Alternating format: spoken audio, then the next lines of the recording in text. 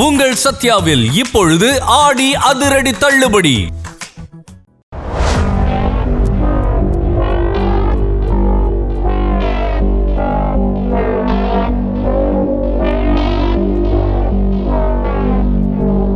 சென்னை மண்ணடி முருகன் கோவில் தெருவில் அதிகாலை வேளையில் அரங்கேறிய கொலைவெறி தாக்குதல் சம்பவத்தின் அதிர்ச்சி ஊட்டும் காட்சிகள் தான் இது.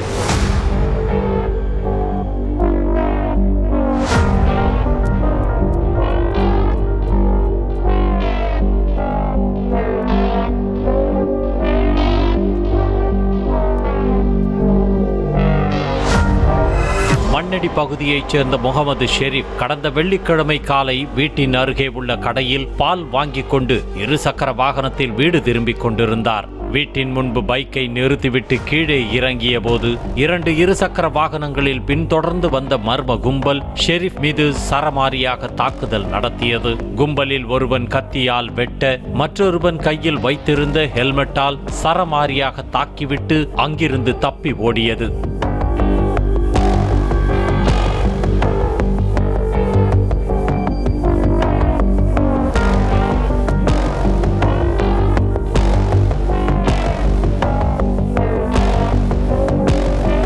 தாக்குதலில் படுகாயமடைந்த முகமது ஷெரீப்பை அவரது குடும்பத்தினர் மீட்டு சென்னை ஸ்டான்லி அரசு மருத்துவமனையில் அனுமதித்துள்ளனர். இந்த சம்பவம் தொடர்பாக சாதிக், அப்துல்லா உள்ளிட்ட 4 பேரை முத்தியால்பேட்டை போலீசார் கைது செய்துள்ளனர். மேலும் தாக்குதலில் தொடர்புடையதாக கூறப்படும் மற்ற நபர்களையும் போலீசார் தீவிரமாக தேடி வருகின்றனர்.